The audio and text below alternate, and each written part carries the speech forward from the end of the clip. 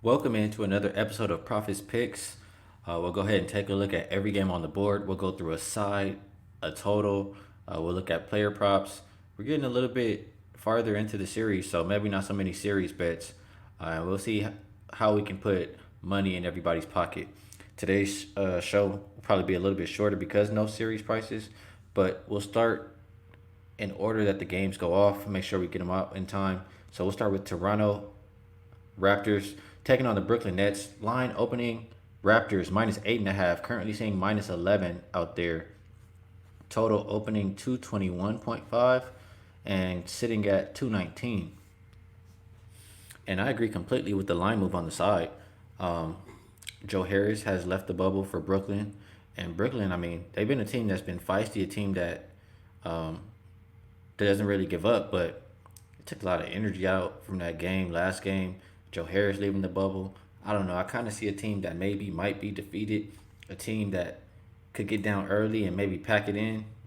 That's the kind of vibes that I'm getting from this game here. If I like Toronto, I mean, I could see them very well covering the full game spread, but I think I like them more early. Toronto's been a team that will jump out on you. I mean, you don't have to think about what Toronto is going to bring to the table. You know Toronto's going to be focused. You know they're going to be ready, and you know they still have something to prove. So I think they come out firing. I don't think they shoot as bad as they did last game from 3 point. They shot about 25% from 3 point. So I'll be going Raptors on the first half. Raptors full game. Like the first half better though. And if for the total, I could see I could see it being higher scoring in the first half and maybe lower scoring in the second half. Raptors clamp down in the fourth, or maybe the game's just over and people sit down and not that many points, not the star players out there on the floor. So I mean, I would lean towards that first half over if you like the over. If you like the under, I probably would look more towards full game. And for the Nets, I've read this about a couple times, but the over now 12-3. It went under last game, but 12-3 when they're playing competition, a team with a win percentage greater than 55%, and the total is between 218 and 232. So if you like that over, I would look first half. If not, if you like the under, full game. And for player props in this one, we cashed one and we lost one with the Ibaka rebounding. It's back down now from 7 to 6.5. We cashed one on 6.5 the first game, and I would still have to go over. I mean, he averages 8 per game. You can see a lot of misses from Brooklyn today. The only thing is, if it gets out of hand, maybe these players don't play so much. So if you have that kind of feeling about the game, another player prop that you could look at. I mean, Van Fleet has been hot, but I could maybe see under his 19.5 points. Like I said, if the game gets out of hand early, maybe you don't see some of these starters too much in the second half. So that'll be my reasoning or my thought process between on that one for Van Fleet. Now we'll go to the next game on the board, and we have Denver Nuggets taking on the Utah Jazz. Opening Nuggets -1.5. Currently seeing Nuggets -1.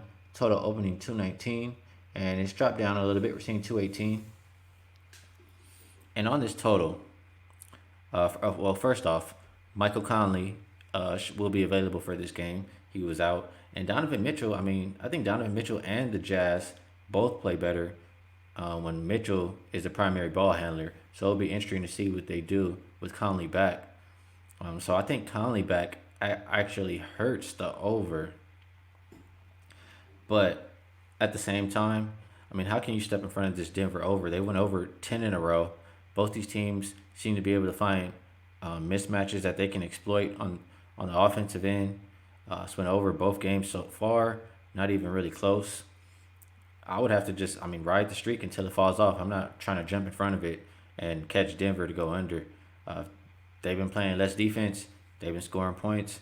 I would expect it to continue until I maybe see otherwise. So I would disagree with the line move down on the total, and I would be going over in this game. From a side perspective, like I said, Utah is a little better without Mike Conley. Granted, it's always nice to have an extra ball handler, but we just have to see. Is it going to take away from what Mitchell's doing? because that's what you don't want if you're a Utah Jazz.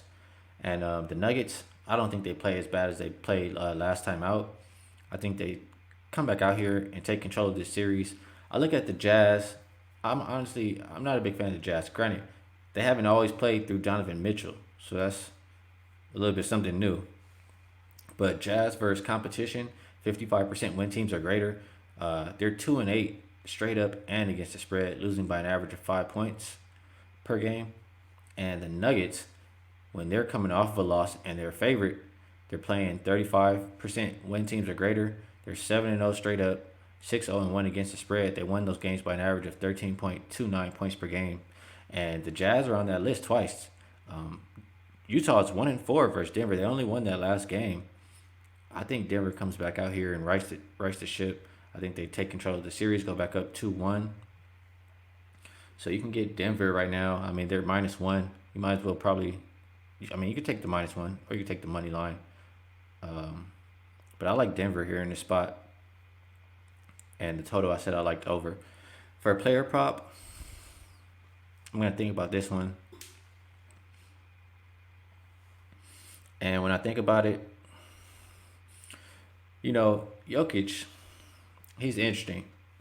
Um, I want to say honestly, sometimes when I watch him, he seems a little bit intimidated by Rudy Gobert. Um, he is a lot bigger, and I mean, he's known to be a defensive presence down low. Jokic, you see him stepping out, shooting that three. He's hit some of them, and if he's hitting them, I mean, that's the goal, to keep Rudy Gobert honest, to keep him away from just staying in that paint, staying in the key, clogging that paint. So I expect him to take a few. I expect pick and roll to be all game long. Murray, Jokic, that's what I expect to see. And Murray does his thing and gets to his spots and hits his shots. And Jokic sometimes will roll, but a lot of times he'll stay out just to see if he can keep Gobert honest. So I would go over his 1.5 um, three pointers. And if I'm looking at another prop, it'll be Jamal Murray over his 19.5 points. If the Nuggets are going to win, it's going to be those two guys carrying them, in my opinion. Michael Porter Jr. is more than capable of scoring, but they will need Jamal Murray in the clutch. They'll need him all throughout the game. And that's the way that I would roll in that game there.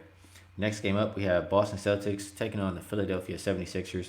Opening Celtics -4.5, currently seeing -6 out there. Total opening 216, and it has gone up half a point. We're seeing 216.5.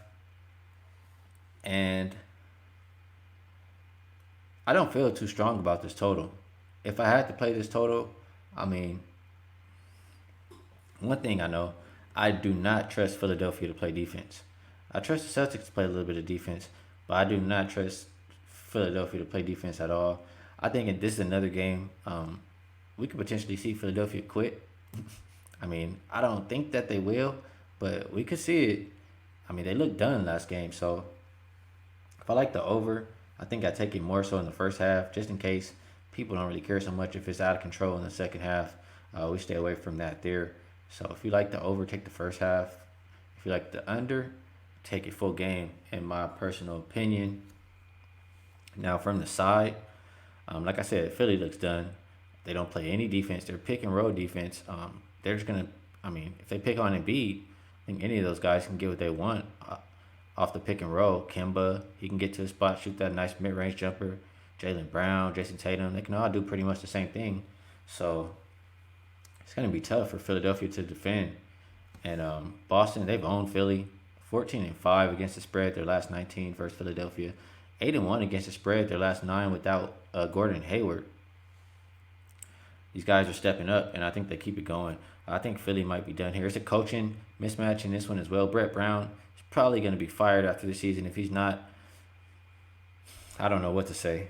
Brett Brown should be out of there, but Brad Stevens, much better coach for the Celtics. Celtics team is better. Their bench is better. They're more motivated. They seem like they want to be there. The only way I'm playing this one is if I'm laying with the Celtics. So we'll go Celtics, and I would probably look more towards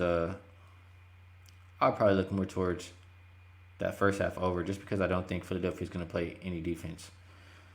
And or I don't think they're capable of playing very good defense rather. And player props, I'll say this is the game I don't really love it the most, but somebody has to play make for Philadelphia. And Josh Richardson probably does a solid job. 2.5 assists. It's not asking too much. He had 3 last game. So that's probably the way that I would roll here in this one. Uh, yeah, we'll go J Rich over 2.5 assist. And we'll take a look at this last game here on the board. And that will be the Los Angeles Clippers. I wish they would move though. Los Angeles Clippers heading it or not heading. I'll say heading into Dallas, but Los Angeles Clippers in the bubble taking on the Dallas Mavericks. So accustomed to saying that.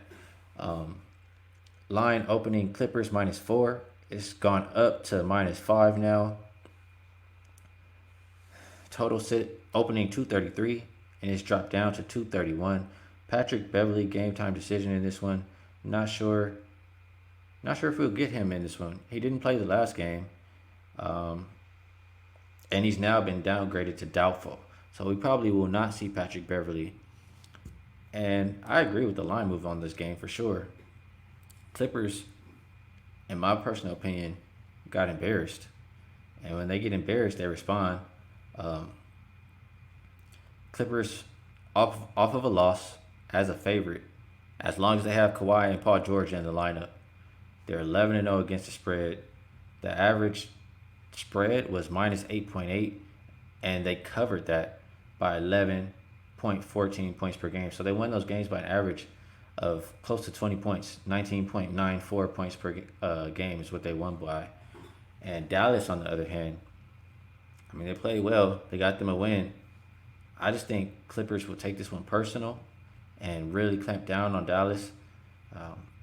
Dallas, off of a win, playing competition, which is a 55% win team or greater, with a line of -5, or I'm sorry, with a line of 5 or less, they're 1-15 against the spread. So, I mean, those two go hand in hand right there.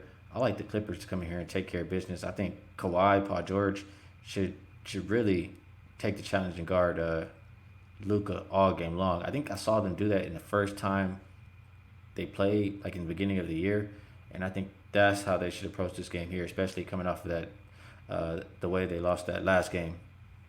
So we'll take the Clippers in that one. And when we talk about the total, it opened 233, dropped down to 231. I mean, you see how I say the Clippers will win this game. If they're gonna win, I mean, granted they can score with the best. I'm not saying they can't score, but I just think they take it personal. And I know that they're a good perimeter defending team. Granted, I would love it much more if Patrick Beverly was in, but Paul George and Kawhi should take it upon themselves to shut Luka down and assert themselves. So that sounds like under to me. Totals in 230 in the bubble is where overs have gone to die. I'll think that trend continues. I think the Clippers clamp up here. I think the Clippers take care of business. So we'll go Clippers -5 under the 231. And for a player prop, I mean, I've talked about it again. Time and time again. Doncic under 30.5.